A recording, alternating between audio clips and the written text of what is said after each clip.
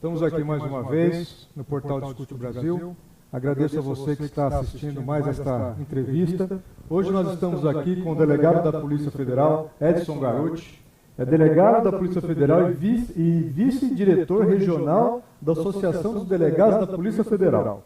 Edson, eu gostaria de agradecer a sua presença aqui de antemão, a sua disponibilidade de tempo em nos receber, para que nós possamos passar um pouco mais de informação, algumas informações mais específicas, mais detalhadas, mais aprofundadas sobre a PEC 412. Então, gostaria que você se apresentasse, falasse um pouco de você dentro da Polícia Federal também e desse um pouco das suas informações, da sua experiência de vida dentro da Polícia Federal. E depois, em seguida, nós vamos começar as perguntas aqui para que você possa esclarecer ainda mais esse tema para a gente.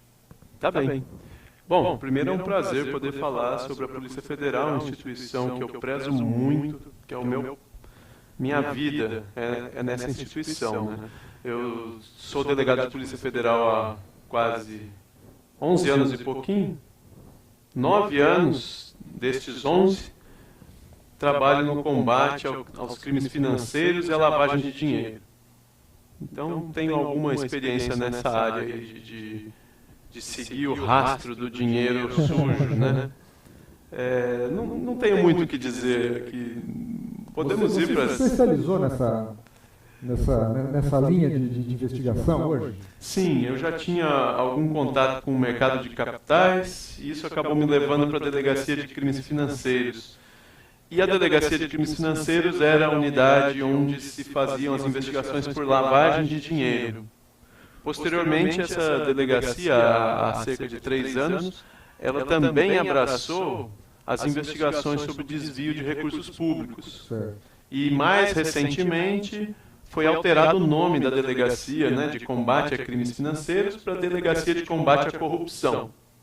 A estrutura ficou exatamente a mesma, mas mudaram o nome, acho que por uma questão de rótulo, não sei, ficava mais palatável aí, Delegacia de Combate à Corrupção. Então é onde eu estou. Tudo que nós estamos vendo hoje, dentro da Lava Jato, uma das vertentes principais é a lavagem de dinheiro. Sim. Que é onde eles conseguem, ou por intermédio de algumas coisas que já foram detectadas, onde o dinheiro público, a obra é superfaturada, vai para a empreiteira devolve como ajuda de campanha para partido político, uma parte, a outra parte é lavada por doleiro, vai para fora, contas no exterior, mais ou menos um desenho rápido da coisa é mais ou menos esse mesmo. Sim, a lavagem de dinheiro está muito presente nesses crimes que têm um resultado financeiro, né? Nos crimes apurados ali na Lava Jato, o resultado financeiro é imenso. Né? É muito dinheiro envolvido. Então, é muita lavagem de dinheiro. Boa parte do dinheiro fica sujo, ele continua sujo. Mas, para se poder utilizar esse dinheiro, os criminosos têm que fazer uma lavagem, ou seja, têm que dar uma roupagem como se fosse um dinheiro limpo, mas não é. Para ele poder voltar para financiamento de campanha, ou para ele poder voltar para o uso desse dinheiro mesmo, para usufruir com mansões, iates, viagens, festas. Né? Então, vinhos de 15 mil euros, adegas inteiras, né, desses reais, e por aí vai. Então isso é uma verdadeira festa. Foi com o dinheiro público, com o dinheiro né? Público, é verdade. O dinheiro de todos nós. Então, realmente o que a gente percebe hoje da Lava Jato, que ela mostra para a população brasileira, é justamente esse problema que envolve uma verdadeira organização criminosa. E por sinal, bem montada, né? E as cifras são astronômicas, né? Sim. Só de prejuízos, a Petrobras teve que reconhecer dezenas e dezenas de bilhões. Por quê? Porque às vezes, para se desviar um pouco assim, você tem que montar, o criminoso tem que montar um esquema que gera um prejuízo 5, 6, 10 vezes maior do que aquele objeto que ele vai ter com o crime. O prejuízo da estrutura criminosa, né, do desvio de recursos, é muito maior do que o próprio benefício que o criminoso vai ter. Então gera-se bilhões e bilhões de prejuízos para se conseguir desviar algum dinheiro, né? E tudo isso vai parar onde? no bolso do contribuinte, no final das contas, né? E hoje nós temos várias coisas que depõem contra, né? As ideias até que são boas.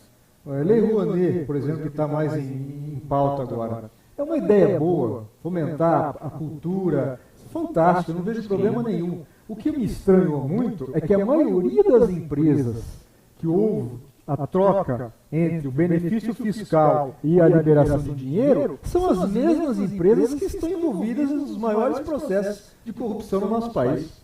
Que é a Petrobras, a Caixa Econômica, a BNDES talvez também. Então as coisas, eles criaram inclusive alguma situação que é impressionante o grau de sofisticação da coisa. Sim, e está nas entranhas do poder político, né? E é justamente aí que nós vamos entrar agora com a PEC 412. Exatamente. Agora nós vamos falar sobre PEC 412. Você vai dar um parecer bem clínico do que uma Polícia Federal com autonomia funcional pode fazer para o nosso país. O quanto que ela pode melhorar o nosso país. Esse é o nosso foco da nossa entrevista com você hoje, correto? Correto. Vamos lá então. Algumas pessoas, alguns órgãos, algumas entidades, eles batem numa tecla que eu já escutei muito falar nisso. A Polícia Federal não pode ficar autônoma, porque senão ela vai ficar independente, ela vai virar uma autarquia armada, porque vocês têm porte de arma. E eu, no meu entendimento como conhecedor da PEC, eu acredito que isso aí não está escrito em lugar nenhum. Então eu gostaria que você explicasse mais ainda para essas pessoas que defendem essa posição, para que a opinião pública consiga discernir. Olha, infelizmente não é o caminho, não é esse. Então eu gostaria que você explicasse melhor isso aí para a gente. Tá bem. Vou começar com a autarquia armada. Em primeiro lugar, esse é um tipo de argumento que a gente chama, na retórica, né, que é o estudo dos argumentos, a gente chama de argumento terrorista. Então ele não consegue atacar o conteúdo e ele vai atacando pelas beiradas. Discutir o conteúdo. Não discute o conteúdo, vai pelas beiradas e começa a contar algumas falácias, né? É o argumento terrorista. A Polícia Federal não pode ser autônoma porque senão vai virar uma autarquia armada, seus membros, né, os policiais são armados, então isso daí corre o risco para a democracia brasileira porque eles vão ter autonomia e vão ter porte de armas, então eles vão no limite poder derrubar a república. Esse argumento 1.500 delegados. Esse argumento é uma besteira tão grande, mas a gente tem que rebater, porque existem pessoas propagando esse tipo de argumento por aí, então a gente tem que rebater para que a população entenda, né? O porte de arma dos policiais federais é um porte de arma defensivo. As armas que nós usamos são armas de baixo calibre, não são armas de guerra, são armas de uso urbano defensivo, né? É para defesa pessoal. Alguns grupamentos especiais possuem algum tipo de armamento mais sofisticado, mais potente, por conta do emprego que eles vão fazer desse armamento. Mas são alguns grupamentos específicos, né? O grupo tático especial da Polícia Federal tem armamento mais pesado. Mas não é armamento de guerra. Mesmo assim, são armamentos de porte, né? Não temos submarino, não temos tanques, né? Urutu, não temos. Da Polícia Federal, o efetivo. A Polícia Federal deve ter cerca de 13 mil policiais na ativa. Um país de evolução com 13 mil pessoas num país de quase 220 milhões de habitantes. Então, acho que não. É difícil. Não se faz. Então, esse argumento da autarquia armada não se sustenta. E o outro argumento, dizem que a polícia vai ficar independente. Aí a gente tem que primar um pouco pela técnica. Existe uma diferença jurídica entre independência e autonomia. Independentes são os poderes da República.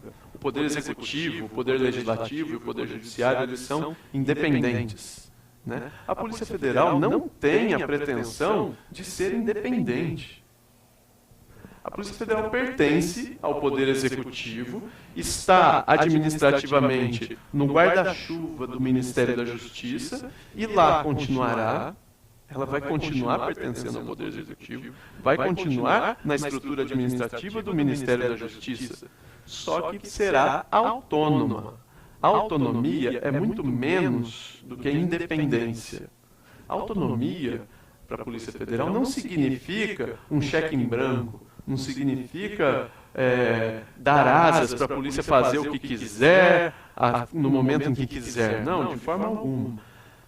A Polícia Federal continuará seguindo as políticas de segurança pública federal. Por quê? Porque a política de segurança pública ela é instituída pelo governo. O governo é eleito pelo povo. Então, o representante do povo escolhe a política de segurança pública. A Polícia Federal, como órgão do Executivo, deve atender a essa política. Mas, no que então que a autonomia favorece o trabalho da Polícia Federal? Ela favorece a Polícia Federal por trazer, ou por gerar, melhor dizendo, menos interferência política. O trabalho de investigação, que é o principal trabalho da Polícia Federal, não é o único, mas é o principal, o trabalho de investigação dos crimes, ele tem que ser um trabalho isento e imparcial. Agora, investigação não é só no inquérito policial que a gente observa as garantias de isenção e imparcialidade. No inquérito policial, o delegado tem esse dever de ser isento e imparcial. Mas para ele conseguir concretizar essa isenção, ele tem que ter uma estrutura que lhe permita fazer o seu trabalho da forma como tem que ser feito. O suporte tem que ter uma estrutura física, uma estrutura de recursos humanos e materiais, uma estrutura de atribuições da instituição que permita que os trabalhos de investigação se desenvolvam naturalmente, normalmente, sem ingerências políticas. Você poderia me dizer, hoje, eu acredito que dentro da PEC 412, a quebra da interferência política, nós podemos dizer que é a principal reivindicação da PEC? Sim, sim. Quando falamos em autonomia funcional, por exemplo, nós temos hoje a indicação do diretor-geral pelo presidente da República, delegado ao ministro da Justiça, mas abaixo do diretor-geral temos 200 cargos, mais ou menos, de direção e assessoramento. Né? Então são os diretores lá em Brasília, os coordenadores, os superintendentes. Todos esses cargos hoje passam pelo aval da Casa Civil. Né? Ou seja, se houver ali um nome que não agrada o ocupante da Casa Civil do momento, esse nome não será levado para esses cargos de direção, de coordenação de divisões. Nós poderíamos comparar isso aí com um jogo de xadrez onde a mesma pessoa joga dos dois lados. Ou seja, é difícil, né? Seria um erro estrutural do Brasil, da concepção, e nós teríamos já que ter evoluído. Você não acredita nisso? Eu vejo da seguinte forma: o Brasil saiu de uma ditadura em que houve abusos. E ao sair dessa ditadura, se prezou muito pelo controle da polícia. O controle das polícias civis e o controle das polícias militares. Por causa da Constituição de 88, a Constituição Cidadã. Então vamos tentar fazer uma estrutura jurídica, uma estrutura política que controle a possibilidade de abusos, como houve. Sim. Uma maneira de se precaver.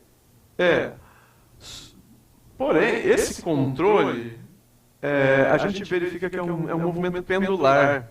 Da mesma forma em que houve abusos de um lado, quando volta o pêndulo, ele passa do meio, que seria o ideal, e vai para o outro lado. Então é um movimento pendular. Esse controle acabou gerando o quê? Um controle político da polícia investigativa.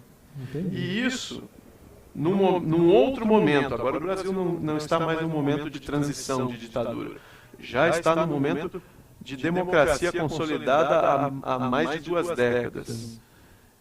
Nesse momento, com a Polícia Investigativa Federal fazendo trabalhos seríssimos, atingindo o núcleo do Poder Executivo Federal nas suas investigações, nesse momento é que a autonomia se faz necessária. Aquele controle que servia lá no início, né, em 1989, 1990, aquele controle que serviria para evitar abusos contra os direitos humanos, virou um controle político. Então é um outro momento histórico do país que exige uma outra interpretação. Não podemos mais ter a ingerência política na Polícia Federal como havia naquele momento de transição para a democracia, sob o pretexto de se evitar abusos. Agora o abuso está do outro lado. Verdade. Nós até brincamos muito, porque eles tentaram montar um esquema de corrupção perfeito, que durasse eternamente. Aí nós só brincamos entre nós, nós só esqueceram de combinar com os russos, né? Por quê? Porque na pessoa do Sérgio Moro, juiz, que junto com a Polícia Federal começou a deflagrar todo esse processo que vinha corroendo o país, e isso aí causou danos irreparáveis. Eu acredito que nós vamos demorar décadas para consertar todo esse problema todo de corrupção que gerou no nosso país. E um elo eles não conseguiram dominar, que é justamente isso: cercearam a Polícia Federal, tentaram por inúmeras maneiras bloquear inúmeros processos que ocorreram antes da Lava Jato, correto ou não, que os processos foram paralisados. Sim. E o mensalão, se eu não me engano, ele foi julgado antes do processo concluído. Teve alguma coisa nesse sentido também, senão ele avançaria. Antes do inquérito ser relatado. Isso mesmo, o termo correto é esse. E porque senão eu acredito que o mensalão seria... nós não existiríamos a Lava Jato. O mensalão estaria até hoje. Foi uma parada porque, na verdade, os crimes eram muito parecidos. Ou existia uma certa coligação entre eles? Acho que existia um contexto aí de continuidade. Mas é muito importante a gente lembrar uma coisa: a corrupção, ela não tem partido também. Sim.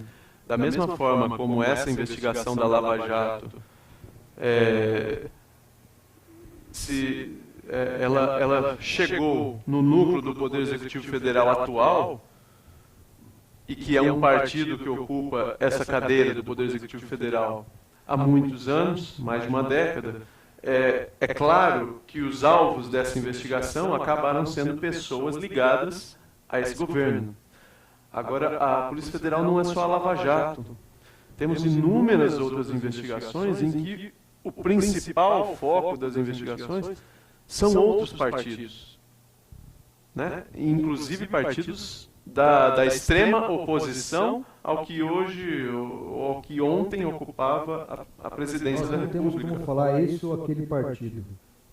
A Lava Jato está demonstrando para nós que a corrupção está praticamente em todos os partidos, porque todos eles recebem um benefício aqui ou um benefício ali. Então não tem um partido específico, são praticamente quase todos pelo que nós estamos vendo aí.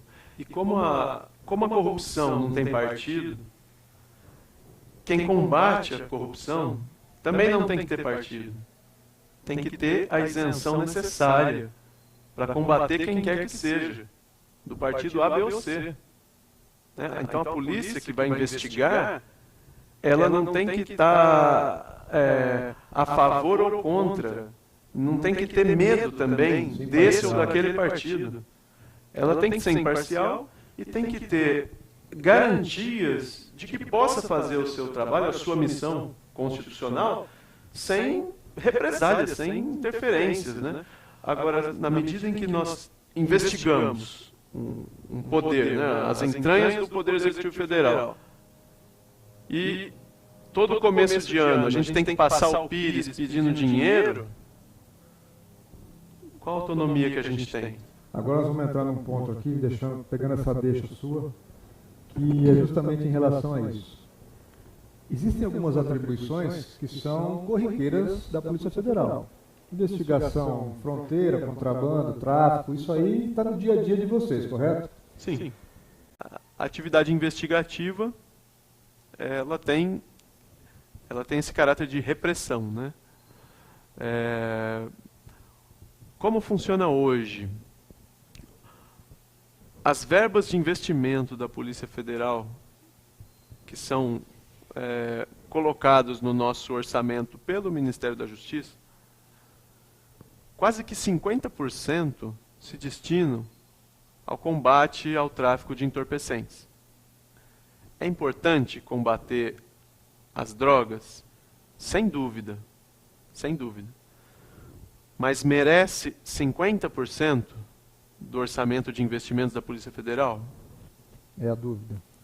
Então, aí começam as questões sobre qual é o foco, né? Porque, como vocês, ninguém vamos... melhor que vocês definirem o que é importante, porque afinal vocês estão engajados no problema, e não o Poder Executivo em definir o que é que vocês vão ter que fazer ou deixar de fazer. Seria mais ou menos alguma coisa nesse sentido? Ou, se não for isso, a Polícia Federal definir que seja pelo menos uma decisão conjunta, que o posicionamento técnico da Polícia Federal tenha peso 2 nessa decisão, né? Vai ter a decisão política, olha, eu quero colocar 50% do investimento em tráfico de drogas, em combate ao tráfico de drogas. Polícia Federal, o que você acha disso? Aí a opinião técnica da Polícia Federal poderia ter peso 2. Aí define uma diretriz de trabalho. Então não é que a Polícia Federal vai definir tudo. Não, pode ter uma definição conjunta, mas que ela seja ouvida e que a palavra da Polícia Federal tenha peso, porque é uma palavra técnica de quem está ali no dia a dia da repressão ao crime. Hoje, tem voz uma opinião desse tipo, da organização, do órgão Polícia Federal junto ao governo? Pode ter voz, pode não ter, mas o governo não é obrigado a dar essa voz. Agora, se tiver na lei complementar, é diferente, aí ele vai ter que acatar. Justamente. Agora, hoje, colocaríamos 50% do investimento no combate ao tráfico de drogas? Receio que não. Receio que o mais importante hoje tem questões estruturais na Polícia Federal que afetam o trabalho como um todo. E aí eu estou falando de todos os tipos de investigações, não só o combate a entorpecentes. Então, questões estruturais que demandam investimentos. E que você não colocar prioridade nessas questões estruturais, você está afetando todo o combate à criminalidade no Brasil. Por exemplo, o processo eletrônico, o inquérito eletrônico aqui em São Paulo. Por que São Paulo não tem um inquérito eletrônico na Polícia Federal? É uma pergunta que não existe resposta. Se você for perguntar para todo mundo, ninguém vai te dar uma resposta, né? E isso com todos os problemas que isso acarreta. Hoje o inquérito é físico, então a tramitação do inquérito entre polícia, Poder Judiciário, Ministério Público é uma tramitação física. Papel. Papel. Diversas pessoas têm que ser alocadas só para fazer a tramitação. Quer dizer, essas pessoas já podiam estar alocadas para ajudar na investigação, em vez de estar ali carregando papel para cima e para baixo. Fora isso, você, nesse mecanismo de papel para lá, papel para cá, você põe em risco a sensibilidade da investigação. Sim. Porque mais gente que não precisa vai ter acesso ao conteúdo daquela investigação, né? Uma pessoa para levar da polícia até o fórum, outra pessoa lá no fórum para receber, aí outra pessoa para levar do fórum ao Ministério Público, carimbo outra pessoa toda hora protocolando para receber. Então, quantas pessoas que tiveram essa investigação nas mãos e de alguma forma podem ter acesso àquele conteúdo de uma investigação sensível, sigilosa? Não sei se você sabe, garoto, mas o Brasil é um dos países com a tecnologia de arrecadação fiscal mais moderna do mundo. Para arrecadar. Para se usar já são outros 500. Então, vamos replicar. É moderníssima. Vamos moderníssima. replicar essa modernidade. Está na ponta do contribuinte até chegar nos computadores do governo. É impressionante. Por que nós temos uma tributação, uma arrecadação fiscal tão informatizada, tão moderna, e vocês ainda transitando com papel para lá e para cá? Realmente é uma coisa assim meio estranha, né, para os tempos de hoje. É estranho e essa arrecadação toda, né? É um belíssimo trabalho da Receita Federal, né? Está arrecadando os tributos e vai parar nos cofres públicos e está sendo desviado. E aí nós vamos investigar o desvio e aí a gente está na investigação de papel. Verdade. É complicado, é complicado. Me diz uma coisa, nós sabemos que esse contingenciamento financeiro que vocês estão passando aí ao longo de alguns anos, ele não se determina apenas com recursos para que vocês trabalhem. Ele também, me parece, que afeta também o quadro de funcionários da Polícia Federal no quesito a concurso, preenchimento de vagas de pessoas que se aposentam ou por algum motivo também que se afastam. Isso aí também acontece na Polícia Federal hoje? Também está acontecendo? Sim. Para o cargo de delegados, nós temos hoje quase 500 cargos vagos. O que é isso? São quantos delegados? Desculpa a pergunta, no Brasil todo. Essa é interessante também. Porque nós vamos fazer uma comparação hoje, aí. Delegados da ativa, por volta de 1.600. 1.600. Em 1985, teve um decreto que fixou que o número de delegados da Polícia Federal, lá em 85, quer dizer, antes da Constituição, seria de 1.592 delegados. Então, em 1985, 3 anos antes da Constituição, eles achavam que o número ideal de delegados para a Polícia Federal era 1.592. Hoje nós temos um pouco mais de 1.600. Então tem alguma coisa errada, porque a população cresceu, o PIB cresceu, o crime cresceu, o crime ficou mais complexo, as organizações criminosas surgiram, né, e se aprimoraram, né, se aperfeiçoaram. E nós mantemos um mesmo efetivo, praticamente. Então assim. Agora, efetivo total da Polícia Federal, temos mais ou menos 13 mil policiais, contando delegados, agentes, escrivães, peritos, papiloscopistas. Então, só para a gente entender, vocês têm hoje por volta de 1.600 delegados. Sim. 400 ao longo de 3 anos para trás se aposentaram e não foram preenchidos. É quase 500. E daqui para frente tem uma previsão de aposentadoria de mais 400. Ou seja, nós vamos ficar com 1.200. Se nada for feito, 1.200. Para investigar um Brasil inteiro. Sim. Realmente é complicado. Acho que é pouco, né? É pouco. É pouco porque a quantidade de processos, de crimes, que você acabou de falar... A complexidade aumentou, né? E antigamente, quando a gente ia fazer uma aula, uma palestra, uma apresentação, a gente falava assim, quantos inquéritos policiais vocês acham que um delegado consegue presidir ao mesmo tempo? Né? E aí o pessoal chutava, 10, 30. Aí a resposta que a gente dava era 1. Assim, para você presidir uma investigação com aprofundamento, com detalhamento, a gente falava, você consegue fazer uma investigação por vez. Porque uma investigação com múltiplos alvos, e você tem que saber exatamente quem é quem, onde está o quê, e todas as medidas que você está adotando com relação a esse alvo, aquele outro alvo, você tem que ter tudo isso na sua cabeça para dar um segmento numa investigação focada, aprofundada, né? Hoje nós mudamos a pergunta, mais uma vez com a Lava Jato, com algumas outras operações antes, Lava Jato, só de curiosidade. Você tem essa informação? Não são muitos. Chegamos a ter, acho que uns 7 delegados. Hoje tem uns 6 delegados. 6 delegados? 6 delegados. Pouquíssimo. Mas a pergunta é essa. Enorme da operação. E antes a gente perguntava quantas investigações um delegado pode tocar. Hoje a gente fala quantos delegados são necessários para uma investigação complexa. Sim. Inverteu. Inverteu a pergunta.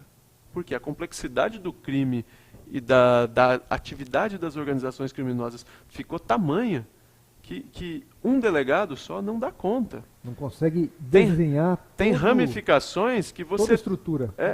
Você precisa desenvolver certas ramificações ao mesmo tempo em que você está desenvolvendo o núcleo central daquela organização criminosa, né? Porque lá na frente aquela ramificação vai se encontrar, e se você deixar para fazer depois, perde. Se você perde a perde linha a de oportunidade pensamento, de perde a investigar, oportunidade. a oportunidade de produzir provas, né? Então, um delegado faz o núcleo central, outros vão cuidando das ramificações mais importantes e ainda assim deixamos de lado algumas ramificações para depois, né? Tá faltando gente. Está faltando gente. Está faltando Tá gente. faltando gente. E aí nós vamos voltar, eu vou te fazer mais uma última pergunta. O contingenciamento de recursos que o governo faz para com a Polícia Federal acaba prejudicando praticamente a estrutura inteira de vocês. Eu vi um comentário com relação a contingenciamento de dinheiro para combustível, para fazer uma ação, deslocamento de aeronave, para fazer prisão, tudo isso aí vocês têm que começar a calcular, o que você falou agora há pouco para nós. Eu tenho que analisar se eu vou fazer isso ou não vou fazer isso, porque eu não consigo fazer os dois. Na verdade, as duas ações teriam que ser feitas e teria que ter recurso para isso. Então eu acho que a PEC 412, nesse sentido, também vem corrigir essa falha, né? Sim. Tem uma questão do contingenciamento que as pessoas não conhecem muito. No final do ano passado, nós criticamos bastante o Congresso Nacional quando foi feito um corte no orçamento da Polícia Federal. E criticamos o Congresso e depois reverteram esse corte. O ministro Cardoso, realocou algumas verbas do MJ, do Ministério da Justiça, e recompôs o que tinha sido cortado. Mas naquelas discussões, teve um mês específico, lá em Curitiba, em que os delegados pediram, formalmente, por ofício, ao juiz Sérgio Moro, que liberasse uma verba para o pagamento da conta de luz da Superintendência do Paraná. Estou brincando, até chegou a esse nível.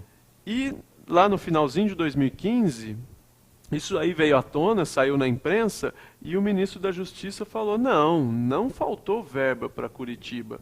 A Superintendência da Polícia Federal de Curitiba tinha verba suficiente, tanto que eles devolveram recursos ao final do ano. Eu ouvi isso aí, nós acompanhamos. Aí você fala, quem que está falando a verdade? Os delegados que falaram que tinham que pedir verba pro juiz, lá, verbas de dinheiro apreendido, né? Usou dinheiro apreendido do crime para pagar a conta de luz do órgão público responsável pela investigação. Isso tem documento. Está documentado. Lógico, E há previsão legal. Agora, quem está falando a verdade? Os delegados que falaram que faltou verba ou o ministro da Justiça que falou que estava sobrando verba tanto que foi devolvido? E a questão é, os dois falaram a verdade. Aí você me pergunta, como? Porque é o seguinte, essa questão orçamentária, orçamento público, é um bicho tão complicado de entender, mas tão complicado, que ao mesmo tempo que estava faltando verba, estava sobrando. Deixa eu explicar melhor. Vamos tentar. Vamos entender isso aí. Vamos tentar. Quando a verba chega do Ministério da Justiça, ela vai descendo os escalões da hierarquia administrativa. E ela chega lá na ponta. Ela chega com um carimbo em cima dela, falando, esse dinheiro aqui é para esta finalidade. É como se fosse ela é carimbada. Empenho. Ela já está empenhada. O valor está empenhado. Isso, falando tecnicamente é um empenho. Empenho. Então ela chega ali, mas para o pessoal entender, a verba chega ali carimbada.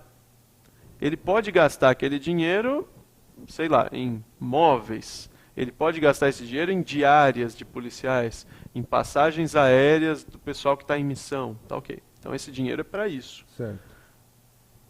O dinheiro que era para energia elétrica acabou.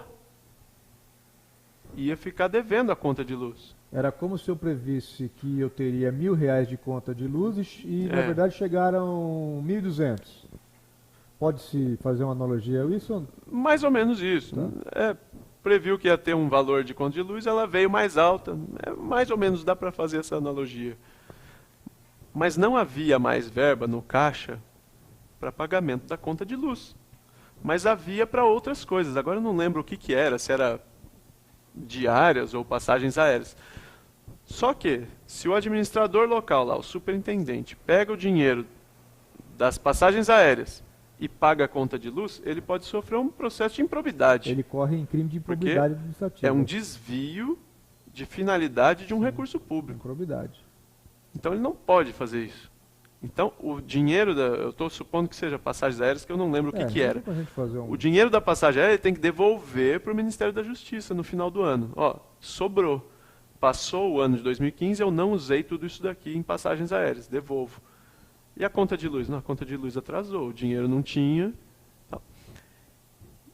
Então, essa faceta do contingenciamento, que é a carimbação das verbas, o povo não conhece, porque é um troço tão complicado o orçamento público, né? E com autonomia, como é que ficaria? Se tivesse administração interna, com autonomia, existiria. Você decide internamente o que é mais, o que é prioritário, você aloca melhor os recursos, você tem condições de fazer um planejamento de médio e longo prazo com autonomia. Sem autonomia, na verdade, colocam dinheiro para você. Né? Alguém organiza onde você vai usar o seu dinheiro, né, sem autonomia. Então você não faz planejamento, para quê? Né?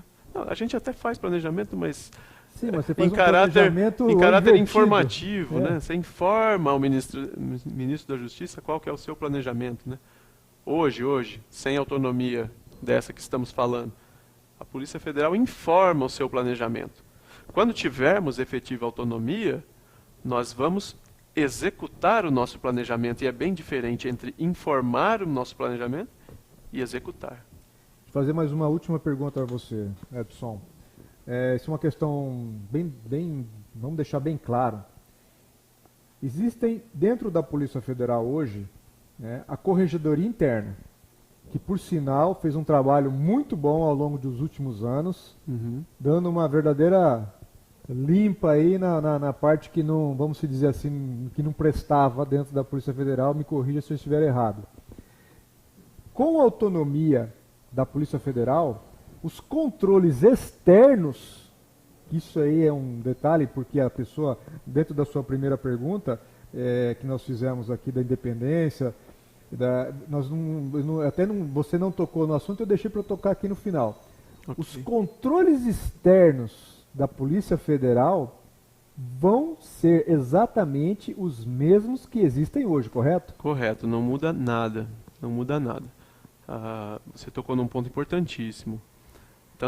Dois pontos importantíssimos, tanto no trabalho da Corregedoria quanto nos controles. Vamos lá. Todo órgão público, no que toca aos seus servidores, é um reflexo da nossa própria sociedade. Porque para se trabalhar no órgão público hoje, vamos tirar as indicações, né? A gente tem que reduzir esse número de indicações. Vamos ser para um processo de qualificação. Funcionário público hoje tem que ser aprovado em concurso. Sim. Tá? Vamos deixar de lado as indicações. Tá? Aprovado em concurso.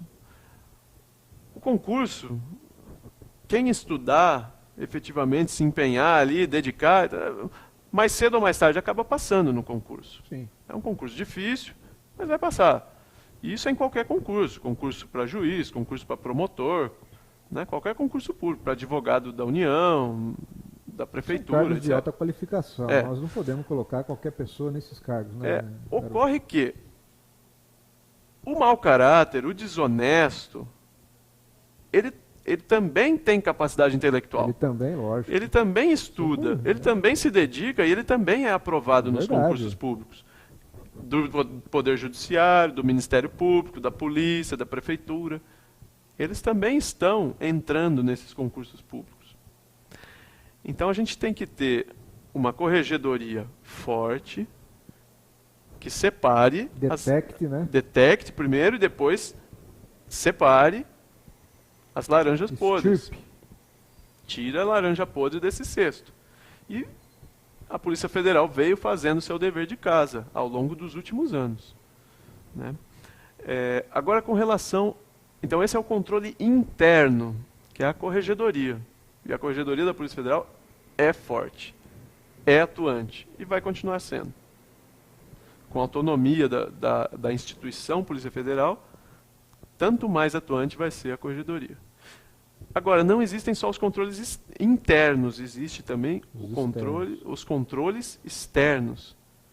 E a Constituição prevê o controle externo da atividade policial como incumbência do Ministério Público. A PEC 412, não vai alterar o artigo da Constituição que prevê que o Ministério Público exerce o controle externo da atividade policial. Que mude o controle. Não vai mudar. O Ministério Público vai continuar fazendo o controle externo como tem que ser feito e de forma incisiva. Não é só o Ministério Público, existem outros órgãos, né? Existem outros controles, também previstos na Constituição. Quem controla o arcabouço orçamentário da Polícia Federal é o Tribunal de Contas. Por quê? O Tribunal de Contas é do Poder Legislativo e o Poder Legislativo fiscaliza as contas do Poder Executivo. Como a Polícia Federal pertence ao Poder Executivo, ela tem as suas contas fiscalizadas pelo Tribunal de Contas, que é externo, é de um outro poder, inclusive. E isso vai continuar acontecendo. Controle de atividade, controle financeiro. Isso. Né? Tudo que a gente faz que gaste algum recurso, a prestação de contas vai para o Tribunal de Contas. Isso nas operações, inclusive. Vocês vão ter que ter inclusive as verbas secretas das operações. São objeto de controle posterior, né? Porque durante a investigação você tem um sigilo. Sim. Mas posteriormente aquilo é tudo encaminhado ao Tribunal de Contas para fiscalização. Então, esse controle continua existindo. E é bom que tenha. Eu acredito. Evita-se abusos. Ótimo, é dinheiro público, é dinheiro do cidadão que está ali. Então, depois, o controle com relação aos servidores, que é feito pela CGU. Controladoria Geral da União. Controladoria Geral da União. Atualmente é o Ministério da Transparência, Fiscalização e Controle, que pertence ao Poder Executivo, mas controla a questão dos servidores, a questão da regularidade dos cargos, e entra em alguma seara até de aumento patrimonial indevido dos servidores. A CGU ela tem poderes para chegar nesse detalhamento. Então, agora, ela pertence ao Poder Executivo, a antiga CGU, mas ela não está dentro da polícia. Ela está fora da polícia. Inclusive não está nem dentro do Ministério da Justiça, é outro ministério. Então a gente diz que é mais um controle externo da polícia. O Ministério da Defesa também, por conta do porte de armas, também faz uma monitoração de vocês, monitoramento. Como nós temos armas de calibre restrito, essas armas têm absoluto controle por parte do Exército, que está no guarda-chuva do Ministério da Defesa. Então, até neste ponto, mais um controle externo, específico ali da questão de armamentos. Né?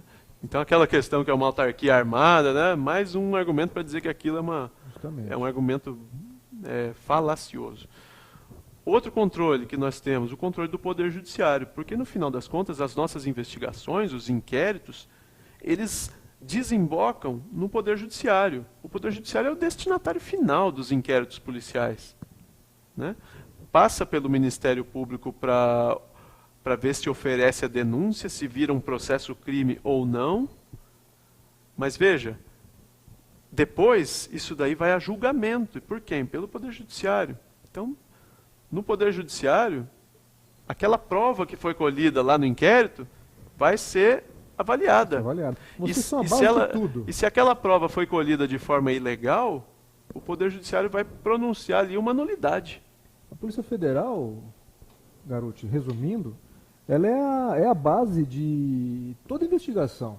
Se ela produzir uma prova ruim, o julgamento tem um encaminhamento. Se ela produzir uma prova boa, o julgamento tem outro encaminhamento. Sim. Então, quer dizer, vocês estão vamos imaginar uma pirâmide, vocês são a base dela. A gente dá sustentação para a persecução penal. A persecução penal é o processo crime ali, né? Que é uma atividade de Estado. Você bem colocou. Uma prova que é produzida, boa ou ruim, ela vai gerar uma consequência lá no processo criminal, lá na frente, dali 6 anos. Puxa, essa prova foi produzida ilicitamente, anula tudo, de forma irregular. Má produzida. Ou ou a questão da oportunidade da produção da prova, né? Se durante a investigação você não produz uma prova que seria importante, né? Perde-se a oportunidade. Não adianta 6 anos depois falar, puxa, faltou aquela prova, vamos lá atrás para ver se as digitais estão lá ainda. Não estão. Não estão. Né? Mas é isso, os controles da Polícia Federal, então o controle do Judiciário. Os controles continuam existindo. A PEC 412 não altera nada com relação aos controles. Pelo contrário, nessa lei complementar, né, a PEC diz que lei complementar vai definir como é que vai ser a autonomia. Nessa lei complementar, a gente ainda quer que seja criado o Conselho Nacional de Polícia Judiciária. Que seria um órgão a exemplo do Conselho Nacional do Ministério Público e do Conselho Nacional de Justiça, onde teriam integrantes da carreira e integrantes do MP, da magistratura, da advocacia e da sociedade. Isso aí é importante. Então, um órgão com todos esses representantes de diversos segmentos, a gente quer criar mais um controle da atividade policial, que seria esse Conselho Nacional de Polícia Judiciária. Mas isso é um tema para um debate do segundo momento lá, né? Vamos por partes. Vamos aprovar a PEC 412 primeiro. Vamos fazer um trabalho aí no que for preciso. A nossa ajuda vocês têm. Nós já praticamente compramos essa briga junto com vocês e nós queremos que ela seja aprovada. Bom, nós estivemos aqui agora com o delegado da Polícia Federal, Edson Garuti. Eu agradeço o seu trabalho, o seu empenho, a sua dedicação em nome do nosso país. Eu acho que o que está faltando muito no nosso Brasil é que o sangue que corre nas nossas veias ele seja mais pulsante, mais forte, porque nós temos um país maravilhoso, né? Nós viajamos para fora e vemos outros países, e quando nós voltamos para cá, a gente sente um sentimento de tristeza quando nós vemos as coisas lá fora rodando, andando direitinho, a gente vem para cá, a gente sente essa dificuldade. Mas o país nosso, ele é maravilhoso. Todo mundo que vive aqui, que vê a natureza, vê as coisas boas do nosso país, realmente, o carisma entre as pessoas. Infelizmente, nós temos alguns pontos como esse, que é a corrupção, que tomou vertentes assim inimagináveis. O tamanho dela foi simplesmente também, nunca ninguém imaginava que nós fôssemos ter uma corrupção desse tamanho, com todos polícia envolvida, empresas de grande monta envolvida, e isso realmente levou o nome do nosso país para uma lama também inimaginável, né? Então o que a gente quer é realmente que a Polícia Federal ela tenha uma atuação muito forte, muito determinada, o Ministério Público também, e todos os órgãos que controlam, julgam, e que eles tenham mais agilidade, possam dar uma transparência melhor, dar um futuro melhor para aquele brasileiro que vive numa dificuldade tremenda, porque você sabe, a ONU e a OEA classificam o crime de corrupção um crime de importância, né, de destruição tão grande quanto um crime de guerra. Para chegar nesse nível, realmente, ele destrói o futuro de um país, destrói o futuro de uma família, destrói as esperanças de uma criança de ter uma vida melhor. Sim. Então, nesse sentido todo, a gente acredita que o trabalho de vocês é demais importante. Eu espero que vocês continuem nesse caminho que vocês estão aí. Muito obrigado, Fernando. Para a gente é um prazer poder explicar esses temas, poder buscar o fortalecimento da instituição Polícia Federal, e no final das contas o que a gente quer é uma sociedade melhor, né? Para os nossos filhos, para as próximas gerações, a gente quer um Brasil melhor, a gente merece isso. Eu acho que sim. A gente merece isso. Eu acho que sim. Vamos lá. Então, Edson Garuti, delegado da Polícia Federal, dando aqui uma entrevista para o pessoal, para o nosso portal Discute Brasil.